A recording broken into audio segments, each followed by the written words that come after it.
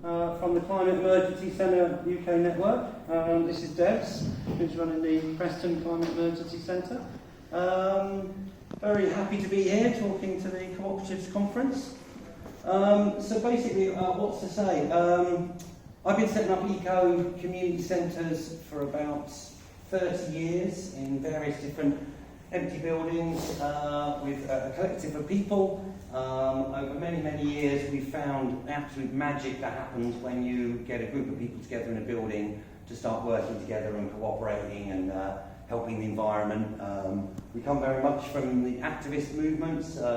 Many of the different movements you've seen on the news have come through our various centres, from the road protest movement and anti-war movement and climate justice camps through into the Occupy movement, anti-fracking on into XR. A lot of different activist groups have used buildings and spaces, and it's absolutely incredibly important that all of our movements, the cooperative movement, many different groups have spaces to meet, to organise and to operate from. So one of the things I did during lockdown was write down 30 years of knowledge from setting up these various different eco-centres.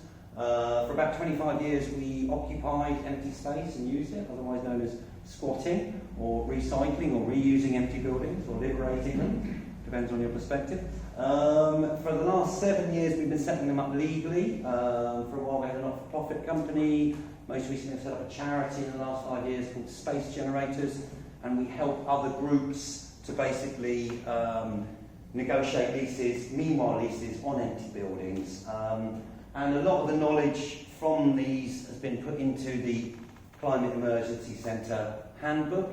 It basically goes through 10 steps, how you can get your team together, how you can set up working groups, how to approach the council, how to get different groups involved. And it really is about creating an alliance of many different groups all across each town and city to use these empty spaces. So there's, we all know how critical the situation is with the climate at the moment. Oceans are rising, fires are burning, villages are sliding into the rivers, droughts are spreading, deserts are growing, products are being consumed, trees are being cut down, hurricanes and heat waves are coming, full on, and it's increasing. We have passed several tipping points, and yet still we need to have hope and we need to focus on solutions. So I was very glad this conference is talking about climate solutions, because too much climate doom, we know it's bad, but we have to have hope and we have to take action, and that's what Climate Emergency Centre is about, getting spaces where groups can meet, organise and get together and work on the solutions, because every single thing we do makes a difference, and these spaces can create a lot of different solutions within them. They're kind of like motherships for many other projects and groups to come and meet, to organise, to paint banners, to get together. If someone's got a good idea for a project or an event they want to do, there's a space that they can come and use. All of our centres for years have run on sliding scales, so groups with more money can pay more and groups with less money can pay less. They're about sharing solutions, and we've seen the magic that happens when groups get together. And like I say, they're a mothership for many other projects. We really need to start sharing the solutions, stop consuming and start the sharing. Climate Emergency Centre is about not just the environmental crisis, but the social crisis, and tackling and working on them both together, because they're all interlinked: environmental, social justice, environmental crisis, the social crisis. And communities have the solutions to them if you allow the communities to have the space to get together and to organise, whether it's people's assemblies or co-ops or whatever it is they want to do. Over 30 years we've seen incredible things happen by all these different groups coming in and meeting and organising. So we put the knowledge into a handbook there from 30 years. What is a Climate Emergency Centre? It has a solutions focus. It's for people and planet. It's local and inclusive. It's focused on meeting community needs. And it's an active part of a wider network for mutual support and cooperation. What do we mean by that? It means that, not just one centre operating on its own. There are now currently 19 climate emergency centres using this model, and I'm going to tell you the model in a nutshell in a moment. when all of those groups can start working together, and when there's 20, 30, 40 centres across the country, and they all decide to plant trees one weekend, or they all decide to go out and do flood defences, or they all decide to collect, like Swindon did in about a month or two, they collected 12 vans of resources to go to Ukraine. So over the time, we found that about 6 of the 19 buildings were given by councils because they liked the idea, and the other 13 were given by private property developers. I'm going to give you this totally for free. This is it in a nutshell. Basically, if you are a not-for-profit company or a charity, you can apply for something called discretionary business rates relief, and you can Google your form, whatever it is, Manchester Council, Brighton Council, discretionary business rates form, and you list out the good things you're going to do for community, and they are allowed to then grant up to 100% off the business rates. Say a 3-storey office block, that might be paying £100,000 empty business rates. Every year it's empty after the first 3 months. Now, all of our cities, one of the things we can see that everyone has in their city is empty buildings, and we need to be using them more effectively to, it's a win-win situation. 300 councils declared climate emergency, but due to austerity, lack of funds and resources, they haven't been able to do as much. When you approach the local regeneration officer in the council, they're quite supportive. It's about finding the key decision makers and the people who really can help you.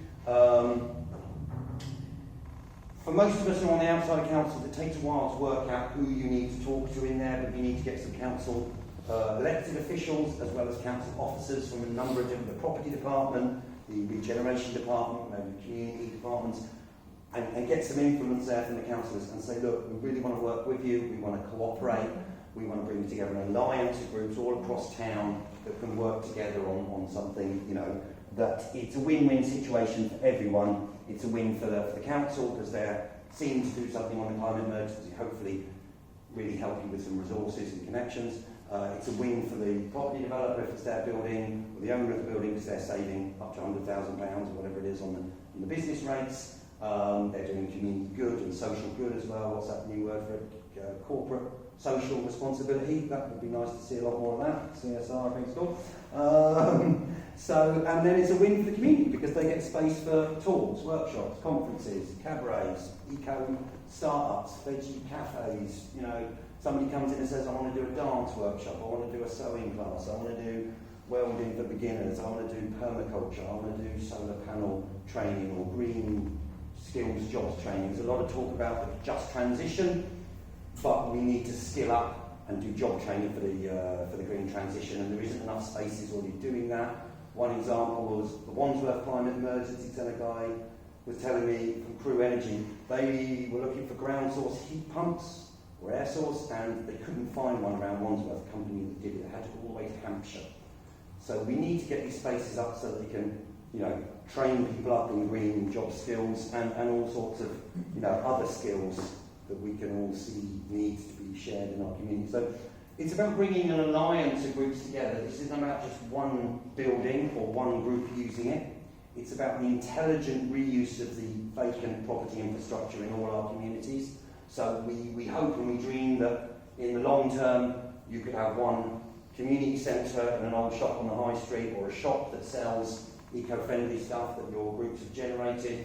Later on there may be a warehouse in town that the council or developer gives you that can be part of the circular economy and recycle and reuse things and get things sharing around and reusing. But it really is about creating an alliance of groups. So here's just some examples, and one of the things in the handbook, this is the Climate Emergency Centre handbook, there's 10 steps to setting your one up, based on 30 years knowledge, is reach out to all these different groups, whatever it is, transition networks, of Friends of the Earth groups, local repair cafe groups, mutual aid groups, LGBT groups, women's groups, youth groups. One of the things is about getting old and young cooperating together and sharing skills, sharing knowledge. Just to say, there are now 19 climate emergency centres following this model. It's a decentralised, autonomous network, as Danny was reminding me to say the other day. And they are all focused on solutions and things we want to do. So each one's autonomous, they run themselves in the way they want to run themselves.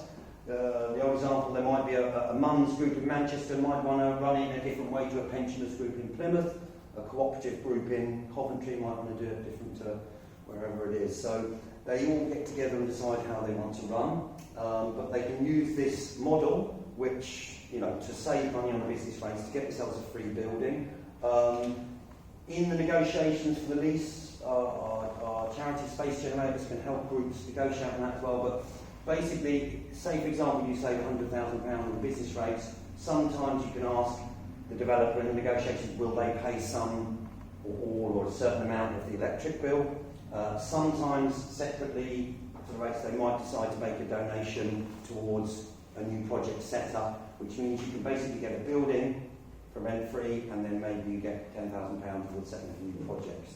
And this is vitally important now. We like to say we're reaching several tipping points. We have been asking for equity buildings to be used for 30 years, our particular group and network, since the Rio Earth Summit. We've campaigned for it, we've been to local council meetings, we've been to government meetings, we've been to all sorts. And it's like, for many years, it was very, very difficult, should we say. But recently, it seems to be an idea whose time has come.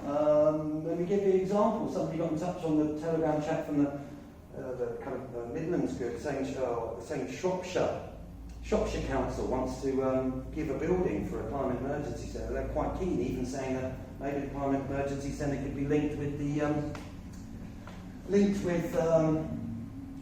council as some kind of green wing. I said, that's pretty good, Shropshire Council, isn't it? And then I turned on news, and it was a BBC News. Shropshire flooded, water up to your knees, coming in the local pub and everything, And it's absolutely critical now that we build resilient communities and networks of support, because governments are not coming to save us. I've actually had meetings with government departments a few months ago, and I don't really say too much, and I don't want to say much, but what's to say?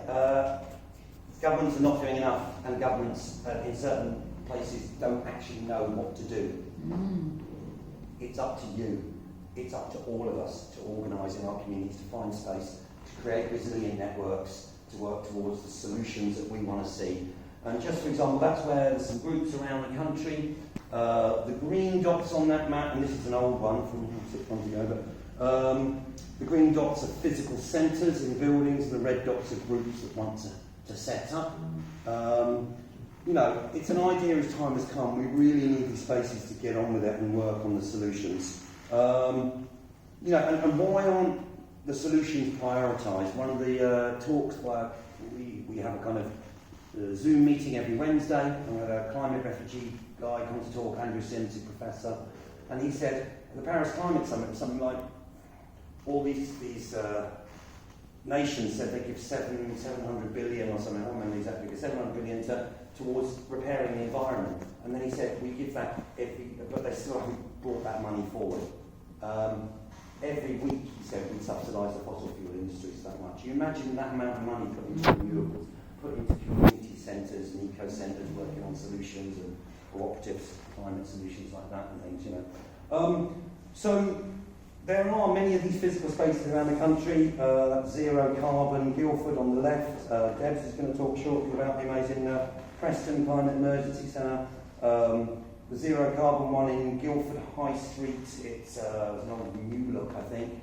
The Swindon one on the right is an old River Island, and the Talking Tree in the middle, that was a William Hill betting shop, and that was owned by the council.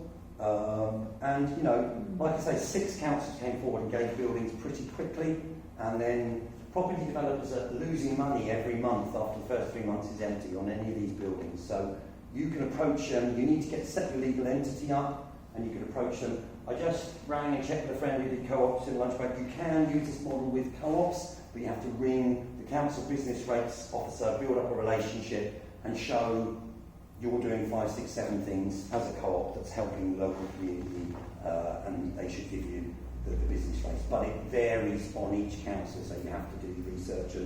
But it's about building relationships.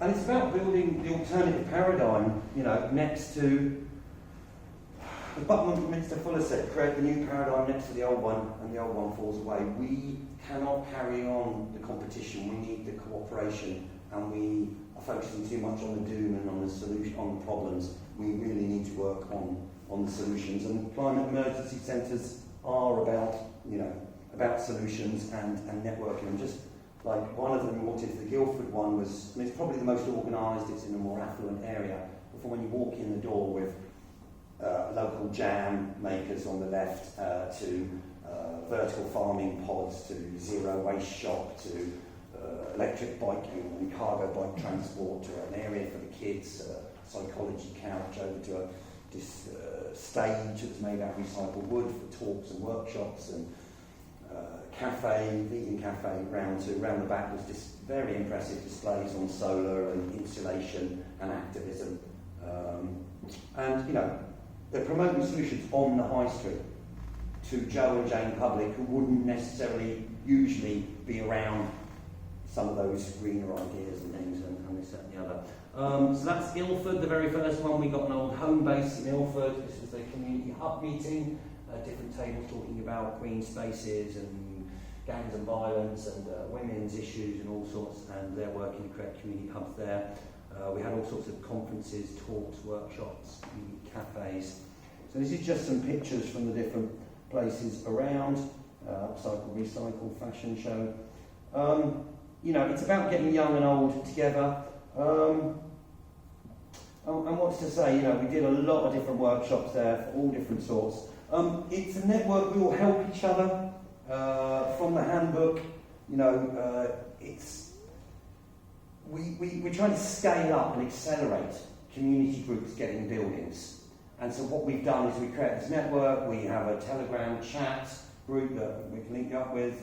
We have a Zoom meeting every Wednesday, and groups come in from around the country and say, we've been running our centre for 6 months now, we're having this issue, or how do we help each other, or I've just set my team up, I'm at the beginning, who do I talk to in the council, whatever it is. And we help each other, and then we provide each other with documents, whether it's a business plan or a health and safety document or whatever it is, how to accelerate some of the things that we've all found difficult along the way, insurance of buildings or health and safety or whatever it is, and advising and supporting each other in a kind of mutual aid and support way.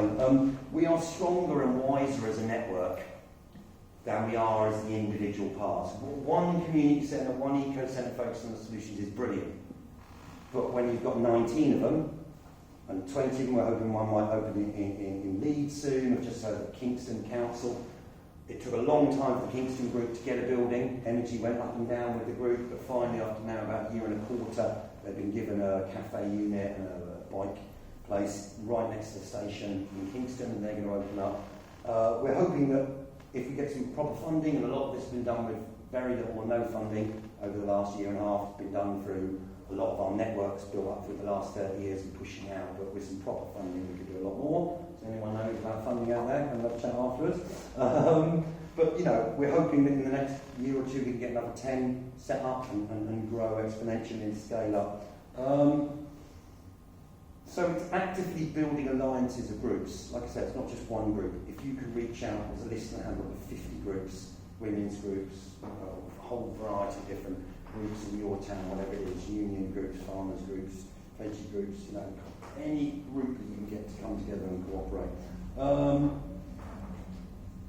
They are motherships for many different things. It's a win-win situation. We're hoping that, this expands. What we really need is a kind of coordinated plan of, in this country and other countries, we've got to see climate beyond borders, because climate and pollution and climate change and the big climate problems don't know anything about human borders. They will flood and they will pollute and they will destroy, and we need cooperation and we need climate solutions very, very, very fast. Some of us have been going out, we went to the 2009 Copenhagen Climate Summit and filmed lots of people what do you think the solutions are. And we've been telling the protest and alternative green movement for years we need to be focusing more on solutions. And there's been a lot of talk about climate doom. We need some climate hope. We need the physical spaces to build these solutions and to come together and to make entertainment and to make education and to make awareness and to work on the solutions. And the solutions are all out there. we just need the space to meet and to do it. And one of the things, you know, we're hoping to do with this is in the handbook we talk about having a people's assembly every month or two, every 2 months in a centre that feed two ways. One into the centre organising circle of coordinators, and the other way out to the council or local authority. And lovely to say the first stage of that plan happened last week in Islington. They got the Islington Clean Air parents together, got the local GLA member Caroline Russell, and others came, and scientists, experts on clean air, and they did presentations about the pollution is at Islington, clean air, and what Clean Air Parents is doing. And they've recorded all, that's going to feed into the council and how they improve air pollution. But we're hoping that more centres can set up people's assemblies and take the power back into their communities, and then work with councils and local groups to find out what people want and have the space to actually do it, because we're tired of having all these amazing spaces in our communities locked up, and they should be used. It's a crime that they're empty, and here is a recipe that these groups can use it. Look what amazing things happen when you've got them. You know, bike-powered cinema, community bike ride there, that was Ilford. So, basically the project is self-funding by this business rates model by saving up to 100%. Sometimes they'll give you some funds for your, you know, start-up of a new project. There is so much that can be done in these buildings. Just an example from these guys here, Redbridge for Education, they recycle computers. I'm going to hand over to Deb shortly, and then we'll have a few minutes of questions if we need. This, I think, Deb's might be the early Preston picture. Yeah. Well, this is how your climate emergency centre starts. We made a park. Do you remember getting a park? You did a park on the flat market. Nice. So the pictures here. I think this is Preston, the outreach store. You start by just doing a stall and saying, "Hey guys, you want to set up a climate emergency centre? Do you want to help?" And this is Lewis. They got the local mayor opening. That's Zero Carbon Guildford, obviously more affluent area. Ben now, main guy's a carpenter and builder, so very nice stage, packed with solutions. And they did a year working to build up all their working groups, council outreach, and setting up your legal entity and events, and you know, very organised centre for all the solutions and stuff. But you know, the ones all over the country now, you know, set up following this model, you know, electric transport, all sorts. And this is what our communities need. They need a space to meet, to organise, to reconnect, for young and old to get together, and to be able to take action and feel empowered.